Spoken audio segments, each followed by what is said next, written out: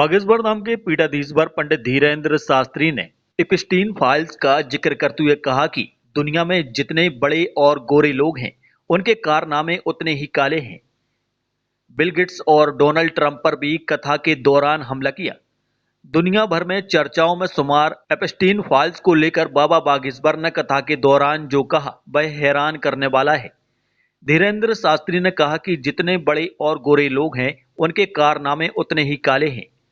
लगभग 35,000 पन्नों के इन दस्तावेजों में बिल गेट्स और डोनाल्ड ट्रंप जैसे दुनिया के बड़े लोगों की काली करतूत दर्ज है और इन धनी लोगों के कथित काले कारनामे छिपे हुए हैं। शास्त्री ने गंभीर आरोप लगाते हुए कहा कि इन प्रभावशाली लोगों ने 8-8 साल की छोटी बच्चियों को भी नहीं बख्शा। उन्हें नशे का आदी बनाकर जेफरी के एपिस्टीन के निजी आइलैंड पर ले जाया जाता था, जहां उनके साथ गंदा कृत्य किए जाते थे, जो आज दुनिया के सामने आ गया है। बाबा बागेश्वर ने भारत की स्थिति पर बात करते हुए कहा, दिल्ली का उदाहरण भी दिया।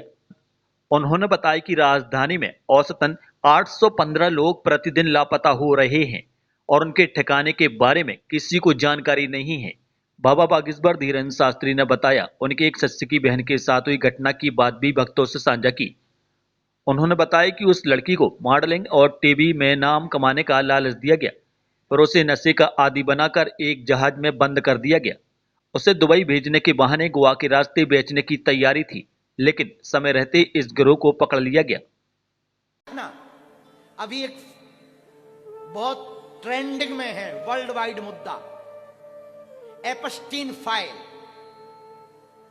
एक ऐसा मुद्दा वर्ल्ड वाइड ट्रेंडिंग में है कि बड़े बड़े अमीर बिल गेट्स जैसे लोग, डोनाल्ड ट्रंप जैसे लोगों की काली करतूत 35,000 पेजों में रिकॉर्डिंग हुई और उनके गंदे कृत्य 8-8 साल की बच्चियों को नहीं छोड़ा उन्होंने। उसके लिए आइलैंड में जाते थे, जेफरी के आइलैंड पर जाते थे और वहां पर 8-8 साल की बच्चियों को ले जाते थे और उनको नशा देकर के उनके साथ गंदा कृत्य करते थे। अभी हमारी दिल्ली में, जिसे हम राजधानी कहते हैं, हमारी दिल्ली में औसतन 815 लोग प्रतिदिन लापता होते हैं। कहां जाते पता नहीं। औसतन 815 लोग केवल दिल्ली से लापता होते हैं। अभी ठीक 1 महीना पहले हमारे एक शिष्य के साथ घटना हुई। हमारा एक शिष्य है, हम नाम उजागर नहीं करेंगे, उसकी बहन के साथ एक घटना हुई। उसकी बहन को नशा का आदी बनाकर उसे दुबई के नाम पर मॉडलिंग दिखा करके, टीवी में उसका नेम फेम का बातें बता करके एक पूरे जहाज में बंद करके बेचने के लिए गोवा के रास्ते ले जा रहा था और वो पकड़ा गया। हम पूरे भारत समाज से, भारतीयों से और यहां बैठे हुए श्रोताओं से प्रार्थना करेंगे, अपने बच्चों पर तुम ध्यान देना। बच्चों को कार या व्यापार देकर तुम मत मरना, बच्चों को संस्कार देकर के मरना। और बच्चियों से हमारी प्रार्थनाएं, बेटियों तुम मर जाना पर कभी किसी पर भरोसा ना करना। ये इंटरनेट की दुनिया जितनी अच्छी दिखाई देती है, उतनी ही घटिया दुनिया है, वाहियात दुनिया है।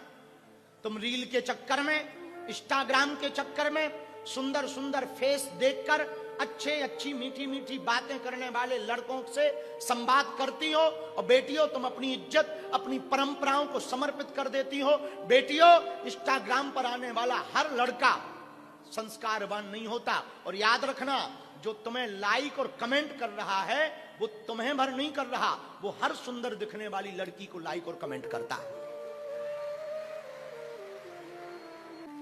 हाँ, तो जो जिक्र कर रहे थे एपिस्टीन फाइल का, इसको आप लोग पढ़ना, आपको लगेगा कितना गोरख धंधा है। जितने अमीर हैं दुनिया के, उनके नाम है उसमें।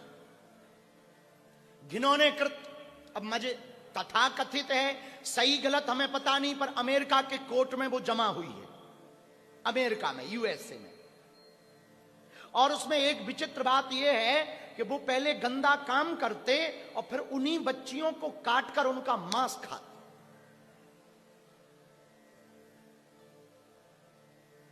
ये हम नहीं कह रहे, हम तो गुरु हैं, हमें तो दुनिया समझ आती है। हमारे देखने की दृष्टि थोड़ा अलग है। लोग हमसे कहते हैं कि बाबा आप बहुत विवादित बातें बोलते हो। लोग हमसे कहते हैं कि आप हिंदू मुसलमान करते हो। हम ना हिंदू मुसलमान करने नहीं आए हैं, हम सिर्फ अपनी संस्कृति को बचाने के लिए जी रहे हैं। हमारा दर्द कुछ भी नहीं। और बुरा ना मानना, जितने भारत के अमीर पद पर बैठे हुए, पदों पर बैठे हुए लोग हिंदू सनातनी हैं, तुम हमारी बात कान खोलकर सुन लो। आज हमारी बातें तुम्हें कड़वी जरूर लगेगी, पर याद रखना, जिस दिन तुम्हारे तिरंगे में चांद आ जाएगा, वहां उस दिन ना तुम्हारा बिजनेस बचेगा, ना तुम्हारी नौकरी बचेगी, ना तुम्हारी पत्नी बचेगी, ना बेटे बचेंगे, ना बेटियां बचेंगी। वो सब बर्बाद कर देंगे। ये बात ध्यान रख लेना हमारी।